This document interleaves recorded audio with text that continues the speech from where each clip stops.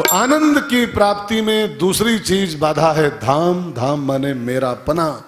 और ध्यान देना, आनंद की प्राप्ति वही कर सकता है जो इस संसार की परिवर्तनशीलता को अंदर से स्वीकार करके जी रहा है। होशियारी के साथ जियो इस संसार में।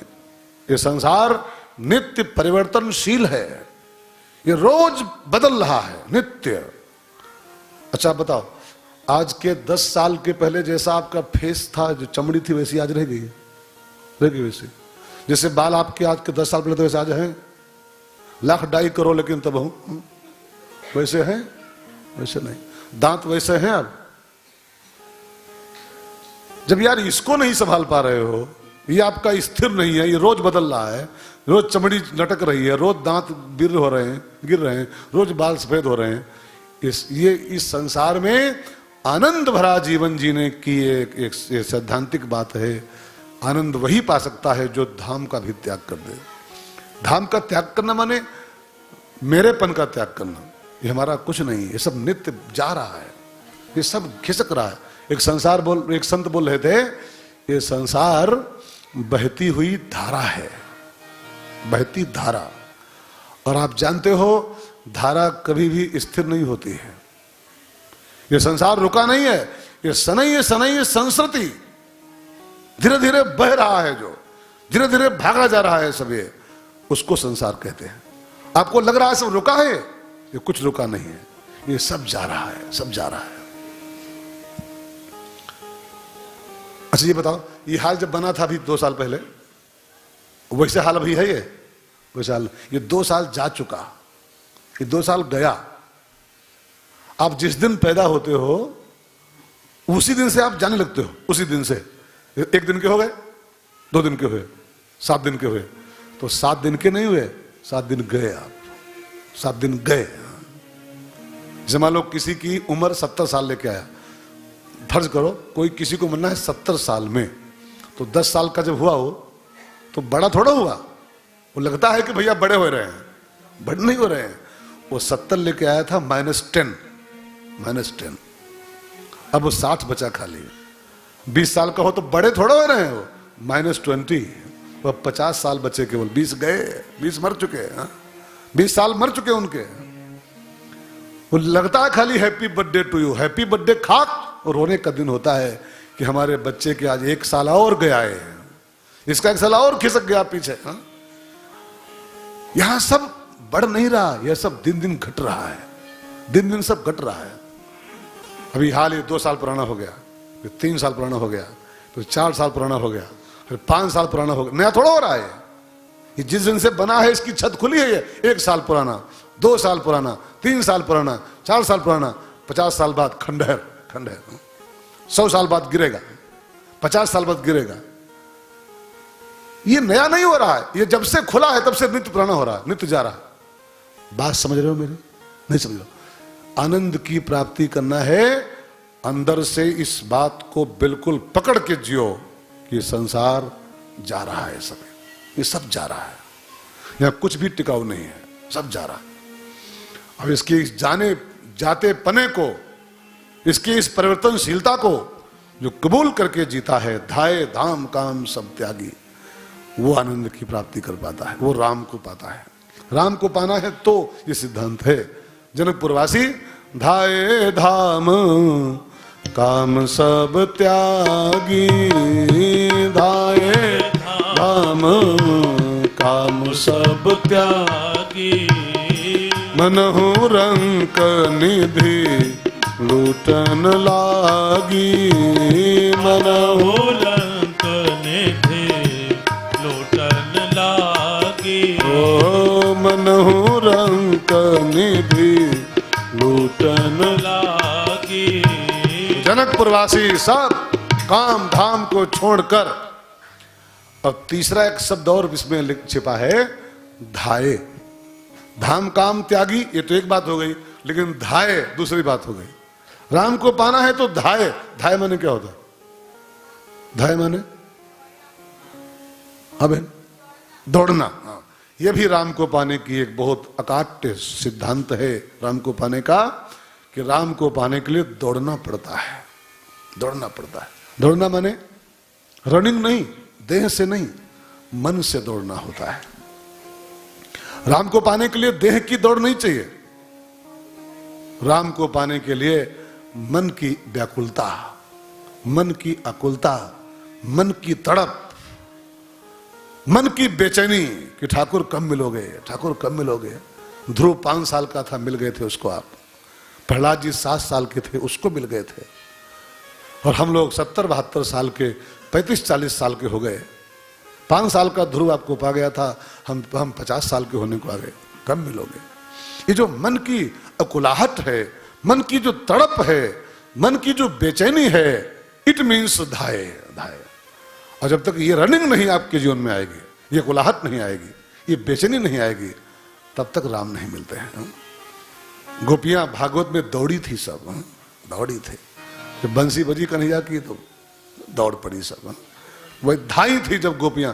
धाना माने दौड़ना माने खाली वो मत मानना कि वो भागी थी। भाग के भगवान नहीं मिलता है, मन की तड़प से भगवान की प्राप्ति होती है। गोपियां दौड़ी थी, जनकपुर वाले सब दौड़े हैं भगवान को पाने के लिए। अब दौड़े का अर्थ कोई माने कि हम दौड़े तो पा जाइए, दौड़ के राम नहीं मिलेंगे।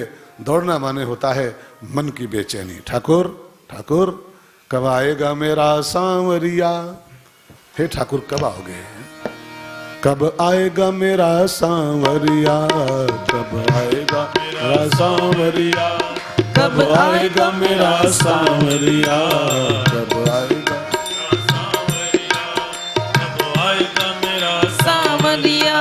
जाने कब आएगा मुझे अपना बनाएगा, जाने कब आएगा मुझे अपना बनाएगा। मेरे आंसू पोंछ कर मुझे गले लगाएगा। कब आएगा मेरा सांवरिया, कब आएगा मेरा सांवरिया, कब आएगा मेरा सांवरिया, कब आएगा मेरा सांवरिया। ओ थक गए नैन मेरे रसता निहार के, प्यासी 2 अखियों में सपने बहार के। ओ थक गए नैन मेरे रसता निहार के, प्यासी 2 अखियों में सपने बहार के। कब तक तड़ पाएगा, कब तक बहलाएगा, कब तक तड़ पाएगा, कब तक बहलाएगा।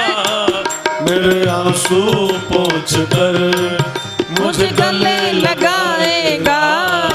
कब आएगा मेरा सांवरिया, कब आएगा मेरा सांवरिया, कब आएगा मेरा सांवरिया, कब आएगा मेरा सांवरिया। जाने कब आएगा मुझे अपना बनाएगा, जाने कब आएगा मुझे अपना बनाएगा। मेरे आंसू पोंछ कर मुझ गले लगाएगा। वो आएगा मेरा सांवरिया, वो कब आएगा मेरा सांवरिया, कब आएगा मेरा सांवरिया, कब आएगा मेरा सांवरिया।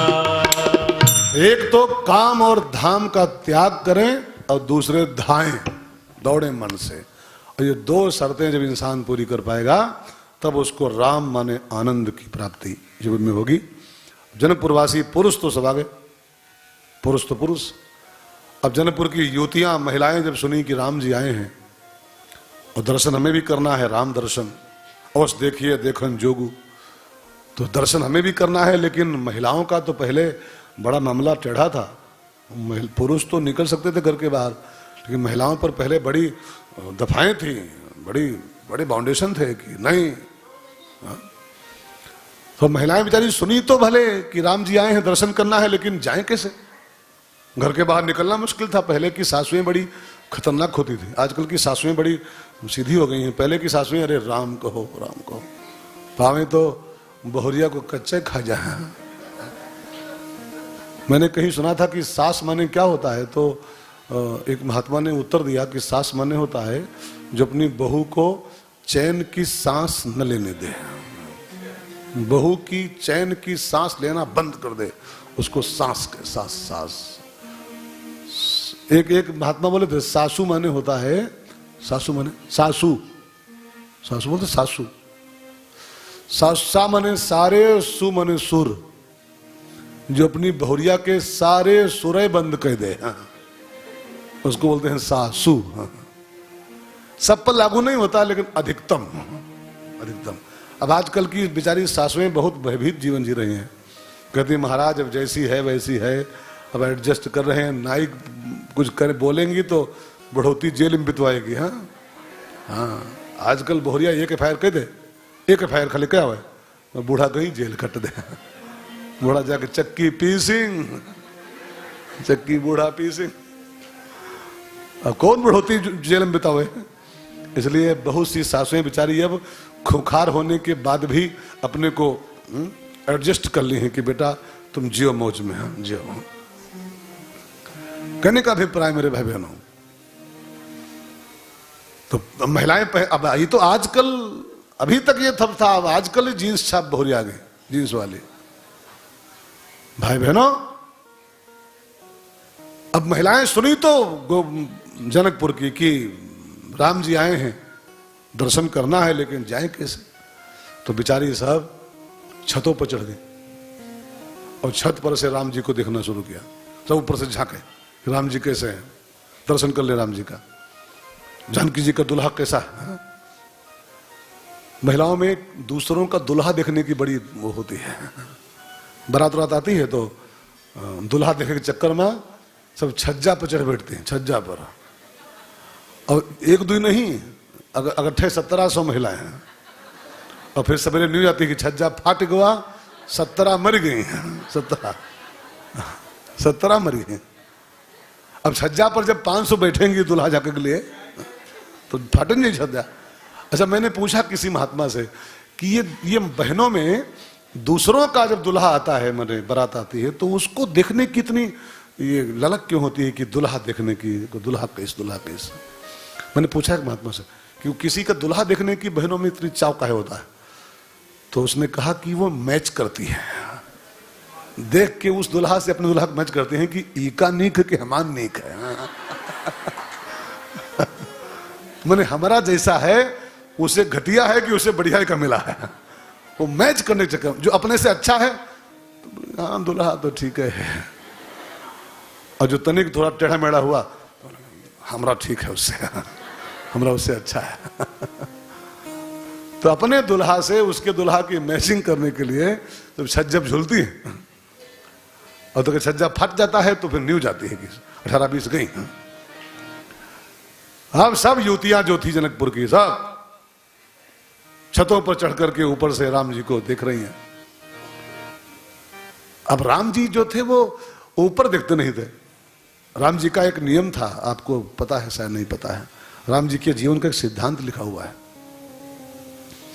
रघुवंशिन कर सहज स्वभाव मोहि अतिशय प्रतीति मन केरी। राम जी कहते हैं मोहि अतिशय प्रतीति मन केरी, जेहि सपने हूं पर नारी न हेरी।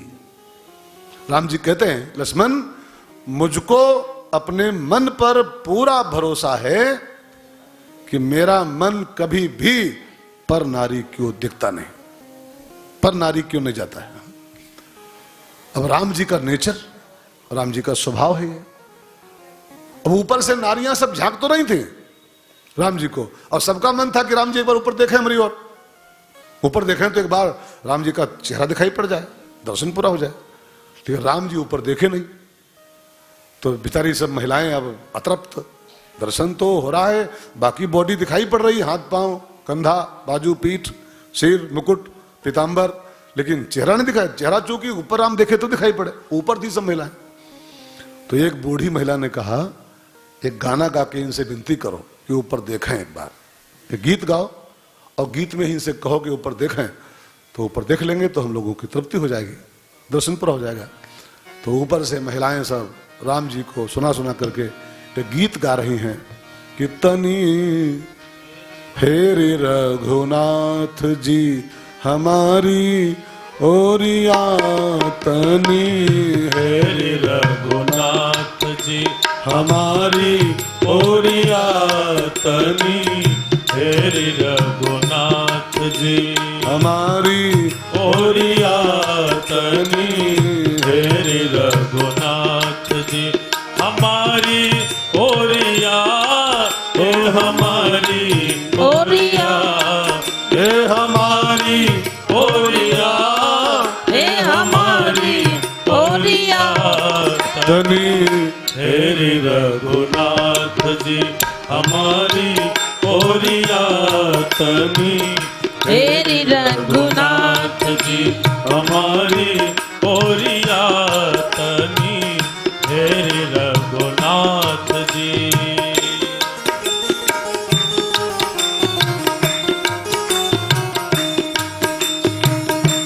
मिथिला में आय के तू जादू चलैला, मिथिला में आई के तो गाओ गाओ प्यारे। तो चलैला, मिथिला में आई के तो जादू चलैला, मिथिला में आई के तो जादू चलैला, मोहिला मिथिला के सब गोरिया, ओ जी मोहिला मिथिला के सब गोरिया, तनी हेरि रघुनाथ जी हमारी ओरिया, तनी हेरि रघुनाथ जी हमारी ओरिया, तनी हेरि रघुनाथ जी।